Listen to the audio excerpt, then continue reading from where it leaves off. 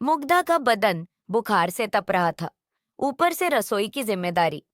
किसी तरह सब्जी चलाई जा रही थी, तभी उसका देवर राज वहां पानी पीने आया। उसने मुग्धा के हाव भाव देखे तो उसके माथे पर हाथ रखा और बोला, भाभी, आपको तो तेज बुखार है। हाँ, मुग्धा ने कमजोर आवाज में कहा। सुबह कुछ नहीं था, दोपहर से अचानक। भैया को बताया? नहीं, वे तो परसों आने ही वाले हैं। वैसे भी बेकार परेशान होंगे। आज तो रात हो ही गई, बस कल की बात है।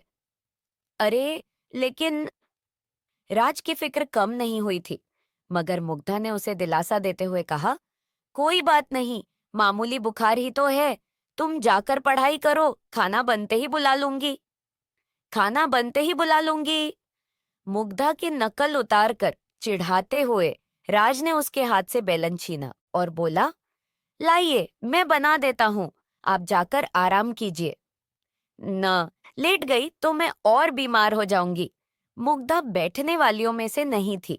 वह बोली, हम दोनों मिलकर बना लेते हैं। और वे दोनों मिलकर खाना बनाने लगे। मुग्धा का पति विनय कंपनी के किसी काम से 3 दिनों के लिए बाहर गया हुआ था। वह कर्मचारी तो कोई बहुत बड़ा नहीं था, लेकिन बॉस का भरोसेमंद था। सो किसी भी काम के लिए वे उसे ही भेजते थे। मुग्धा का 21 साल का देवर राज प्रतियोगी परीक्षाओं की तैयारी कर रहा था। विनय जैसा प्यार करने वाला पति पाकर मुग्धा भी खुश रहती थी। कुछ पति की तनख्वाह और कुछ वह खुद, जो निजी स्कूल में पढ़ाती, दोनों से मिलाकर घर का खर्च अच्छे से निकल आता। सास ससुर गांव में रहते थे। देवर राज अपनी पढ़ाई के चलते उनके साथ ही रहता था। जिंदगी में कमी थी तो बस यही कि खुशहाल शादीशुदा जिंदगी के 10 सालों के बाद भी उनके कोई औलाद नहीं थी। अब मुग्धा 35 साल की हो चुकी थी। अपनी हमउम्र बाकी टीचरों को उनके बच्चों के साथ देखती तो न चाहते हुए भी उसे रोना आ ही जाता। वह अपनी डायरी के पन्ने इसी पीड़ा से रंगती जाती। रोटियां बन चुकी थीं। राज ने उसे कुर्सी पर बैठने को बोला और सामान समेटने लगा। मुग्धा ने सिर पीछे की ओर टिकाया और आंखें बंद कर ली। वातावरण एकदम शांत था। तभी वहां वही तूफान फिर से गरजने लगा, जिसका शोर मुग्धा आज तक नहीं भांप पाई थी। राज की गर्दन धीरे से मुग्धा की ओर घूम चुकी थी। वह कनखियों से मुग्धा की फिटिंग वाली समीज में कैद उसके उभारों को देखने लगा था। मुग्धा की सांसों के साथ जैसे जैसे वे ऊपर नीचे होते, वैसे वैसे राज के अंदर का शैतान जागता जाता। हो गया सब काम। बरतनों की आवाज बंद जानकर मुग्धा ने अचानक पूछते हुए अपनी आंखें खोल दी। राज हकबका गया और बोला, हाँ भाभी, बस हो ही गया। कहकर राज ने जल्दी जल्दी बाकी काम निपटाया और खाने की चीजों को उठाकर मेज पर ले गया। मुग्धा ने मुश्किल से 2 रोटियां खाईं, वह भी राज की जिद पर। वह जबरदस्ती सब्जी उसकी प्लेट में डाल दे रहा था। खाने के बाद मुग्धा सोने जाने लगी तो राज बोला, भाभी, 15 मिनट के लिए आगे वाले कमरे में बैठिए ना, मैं आपके लिए दवा ले आता हूँ। अरे नहीं, रात भर में उतर जाएगा। मुग्धा ने मना किया, लेकिन राज कहाँ मानने वाला था।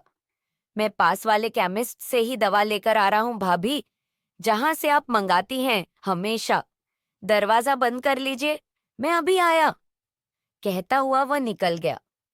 मुग्धा ने दरवाजा बंद किया और सोफे पर पैर ऊपर करके बैठ गई। राज ने तय कर लिया था कि आज तो वह अपने मन की करके ही रहेगा। इस बीच केमिस्ट की दुकान आ गई। क्या बात है राज बाबू? केमिस्ट ने राज को खोया सा देखा तो पूछा। राज का ध्यान वापस दुकान पर आया। दवा चाहिए थी, उसने जवाब दिया। अबे, तो यहाँ क्या मिठाई मिलती है? केमिस्ट उसे छेड़ते हुए बोला।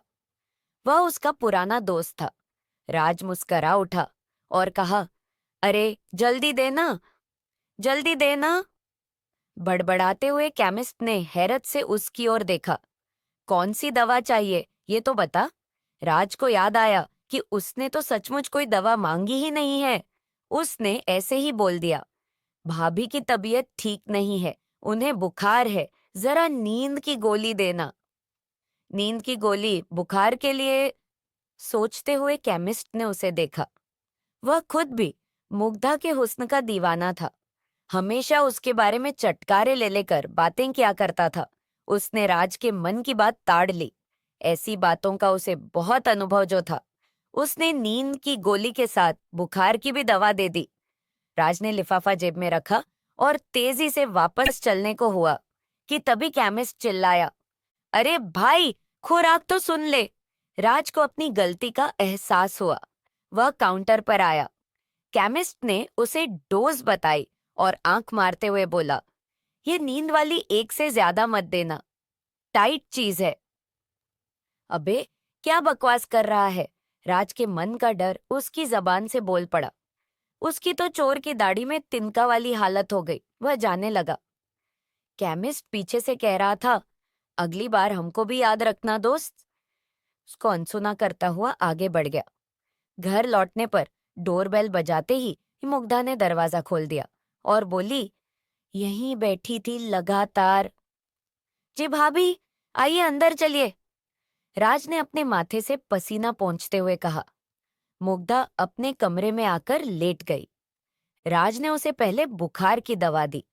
मुग्धा दवा लेकर सोने के लिए लेटने लगी तो राज ने उसे रोका।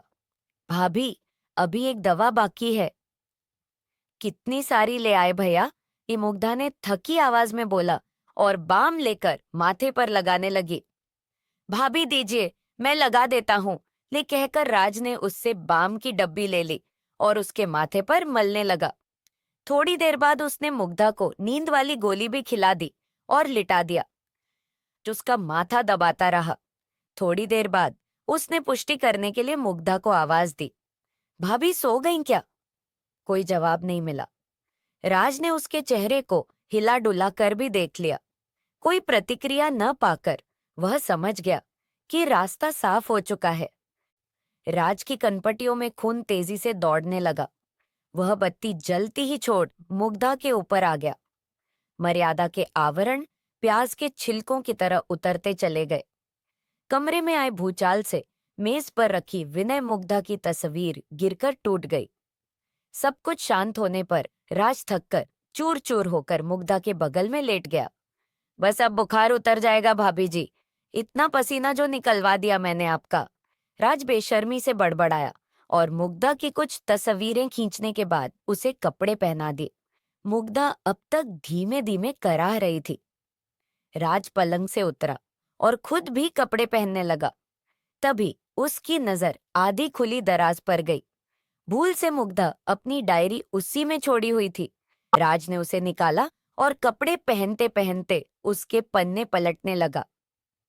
अचानक एक पेज पर जाकर उसकी आंखें अटक गईं। वह अभी अपनी कमीज के सारे बटन भी बंद नहीं कर पाया था, लेकिन उसको इस बात की परवाह नहीं रही। वह अपलक उस पन्ने में लिखे शब्दों को पढ़ने लगा। उसमें मुग्धा ने लिखा था, बस अब बहुत रो लिया, बहुत दुख मना लिया औलाद के लिए। मेरा बेटा मेरे पास था और मैं उसे पहचान ही नहीं पाई। जब से मैं यहाँ आई, उसे बच्चे के रूप में देखा, तो आज अपनी कोख के बच्चे के लिए इतनी चिंता क्यों? मैं बहुत जल्दी राज को कानूनी रूप से गोद लूंगी। राज की आंखों के आगे अंधेरा छाने लगा। वह सिर पकड़कर वहीं बैठ गया और जोर जोर से रोने लगा। फिर भागकर मुग्धा के पैरों को पकड़कर अपना माथा उससे रगड़ते हुए रोने लगा। भाभी, मुझे माफ कर दो। यह क्या हो गया मुझसे? अचानक राज का ध्यान मुग्धा के बिखरे बालों पर गया। उसने जल्दी से जमीन पर गिरी, उसकी हेयर क्लिप उठाई और मुग्धा का सिर अपनी गोद में रखकर बालों को संवारने लगा। वह किसी मशीन की तरह सब कुछ कर रहा था। हेयर क्लिप अच्छे से उसके बालों में लगाकर राज उठा और घर से निकल गया। अगली सुबह तकरीबन 8 बजे मुग्धा की आंखें खुली। उसका सिर अभी तक भारी था। घर में भीड़ लग चुकी थी। एक आदमी ने आखिरकार बोल ही दिया, देवर भाभी के रिश्ते पर भरोसा करना ही पागलपन है। मुग्धा के सिर में जैसे करंट लगा। वह सवालिया नजरों से उसे देखने लगी। तभी इलाके के पुलिस इंस्पेक्टर ने प्रवेश किया और बताया, आपके देवर राज की लाश पास वाली नदी से मिली है। उसने रात को खुदकुशी कर ली। मुग्धा का कलेजा मुंह को आने लगा। वह हड़बड़ाकर पलंग से उठी, लेकिन लड़खड़ा कर गिर गई। एक महिला सिपाही ने राज के मोबाइल फोन में कैद मुग्धा की कल रात वाली तस्वीरें उसे दिखाईं और कड़क कर पूछा, कल रंगरलियां मनाते मनाते ऐसा क्या कह दिया लड़के से तूने जो उसने अपनी जान दे दी? तस्वीरें देखकर मुग्धा हैरान रह गई। अपनी शारीरिक हालत से उसे ऐसी ही किसी घटना का शक तो हो रहा था, लेकिन दिल अब तक मानने को तैयार नहीं था। वह फूट फूट कर रोने लगी। इंस्पेक्टर ने उस महिला सिपाही को अभी कुछ न पूछने का इशारा किया और बाकी औपचारिकताएं पूरी कर वहां से चला गया। धीरे धीरे औरतों की भीड़ भी छंटती गई। विनय का फोन आया था कि वह आ रहा है, घबराए नहीं। लेकिन मुग्धा बस सुनती रही। उसकी सूनी आंखों के सामने राज का बचपन चल रहा था, जब वह नई नई इस घर में आई थी। दोपहर तक विनय लौट आया और भागते हुए मुग्धा के पास कमरे में पहुंचा। वह जड़वत अभी भी पलंग पर बैठी शून्य में ताक रही थी। विनय ने उसके कंधे पर हाथ रखा, लेकिन मुग्धा का शरीर एक ओर लुढ़क गया। मुग्धा, मुग्धा! चीखता हुआ विनय उसे झकझोरे जा रहा था, पर मुग्धा कभी न जागने वाली नींद में सो चुकी थी। अनलिमिटेड कहानियां आर्टिकल सुनने के लिए सब्सक्राइब करें।